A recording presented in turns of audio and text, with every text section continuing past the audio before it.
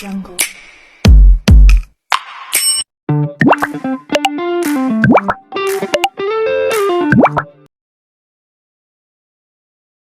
Shalom sahabat pendidikan, saya punya kisah judulnya, bukan PAUD tapi PSUD, putus sekolah usia dini. Melihat kasus seperti ini di dunia pendidikan membuat hati saya sedikit lega. Alasannya, akhir tahun 2023, lalu saya dan keluarga pindah alamat dari TTS ke pulau, semau karena tugas pelayanan gembala jemaat. Perlu diketahui saya etnis.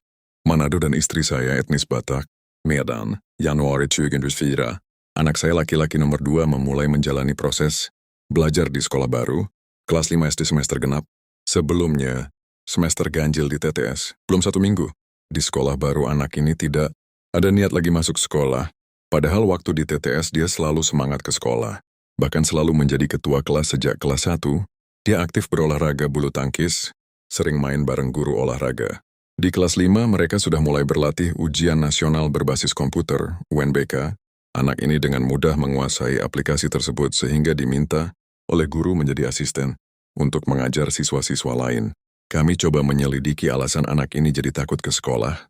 Ternyata dia kena bully dari ibu guru wali kelas, dipukul dan diintimidasi di depan teman-teman. Sekelas yang 100%, belum ada Yaji dikenal selama 3 hari berturut-turut. Hari keempat dia tidak mau ke sekolah alasan sakit. Hari kelima dia masuk dan kena bully lagi.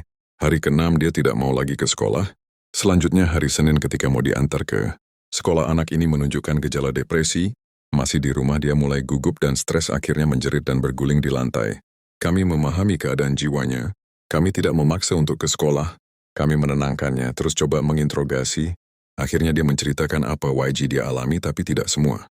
Hari itu juga istri saya datang ke sekolah menjumpai kepala sekolah dan wali kelas untuk menjelaskan keadaan YG. Sedang terjadi pada anak kami, terus memohon supaya wali kelasnya datang ke rumah untuk membujuk anak ini dengan harapan traumanya bisa pulih. Ibu kepala sekolah berjanji akan datang ke rumah bersama wali kelas. Tetapi sudah lewat 1 minggu mereka tidak muncul-muncul.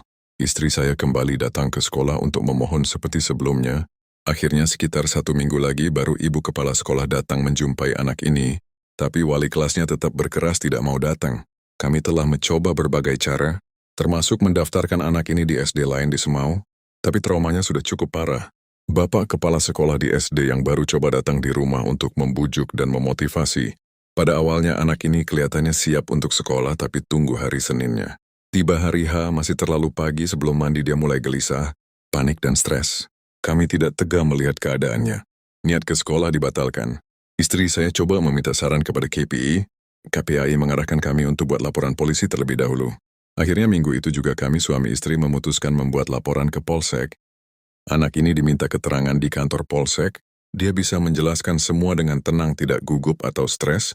Persis yang dia sampaikan kepada kami hanya ada satu yang dia sembunyikan, tapi akhirnya dia ungkapkan ke polisi, yaitu dia 2 kali dipukul dengan kayu di punggung. Sampai ada bekas garis merah. Dia pernah ditarik tangannya dengan kasar di tempat duduknya, dan jari-jari tangannya sakit. Singkat cerita anak ini diminta buka baju untuk melihat bekas pukulan di punggung. Bekasnya sudah tidak ada sebab kejadiannya sudah 3 minggu berlalu. Rasa sakit di jari-jarinya juga sudah tidak ada. Padahal hanya itu satu-satunya bukti fisik yang dibutuhkan untuk bisa melanjutkan proses laporan. Terakhir dari pihak Polsek menyarankan supaya laporan ini disampaikan ke Polres Kupang dengan catatan. Karena bukti fisik tidak ada jadi bukti WG dipakai adalah bukti luka yang psikologi, trauma yang dikeluarkan oleh dokter psikologi. Seminggu kemudian istri dan anak ini membuat laporan lanjutan ke Polres berdasarkan rekomendasi Polsek via telepon. Dari Polres merekomendasikan pemeriksaan psikologis kepada salah seorang dokter psikologi yang ada di kota Kupang. Anak ini dibawa ke sana dan menjalani beberapa tes. Hasilnya belum bisa keluar hari itu, tapi disuruh kembal 1 minggu lagi untuk tes lanjutan. Seminggu kemudian anak ini sudah tidak mau diajak ke kota Kupang untuk pemeriksaan lebih lanjut, dan dia memohon kepada kami supaya biarkan saja dia putus sekolah.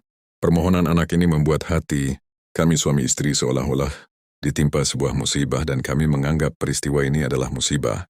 Kami merasa seperti kehilangan besar, namun pada akhirnya sampai di situ kami pasrah dan ikhlas, serta berdoa memohon petunjuk dan kekuatan dari Tuhan Yesus. Saya bahkan berpuasa 3 hari 3 malam, anak ini berpuasa 3 hari berturut-turut. Dan inilah kenyataan yang harus kami hadapi. Anak kami terpaksa PSUD, putus sekolah usia dini. Kami tidak mau dendam dengan sekolah itu, baik ibu wali maupun kepala sekolah. Kami harus mengasihi mereka dan semua orang, dan kami tidak mau larut dalam masalah ini, sekalipun banyak saran dan masukan dari sana-sini. Sebagai langkah terakhir kami memutuskan melatih anak ini untuk berbisnis. Kami membuat kios sederhana untuk dia. Tahun lalu tepat hari ulang tahunnya yang ke-12, 3 Agustus 2025. Kios usahanya ditahbiskan dalam bentuk ibadah syukuran dan peresmian kios. Sejak hari itu hingga hari ini anak ini menjalani profesi sebagai pedagang. Usia dini dengan tekun dan bertanggung jawab, 4 hari lagi genap 1 tahun usahanya. Nama kiosnya adalah Kios Richie Siskon di Jalan Raya Semau. Kira-kira seperti inilah kisah yang bisa saya tuangkan di kolom komentar postingan yang terkasih, saudara. Loya Latoya. Sebelumnya semua keluh kesah dan curahan isi hati ini, belum pernah saya menulis di medsos baik, berupa postingan maupun komentar. Sekian terima kasih, shalom.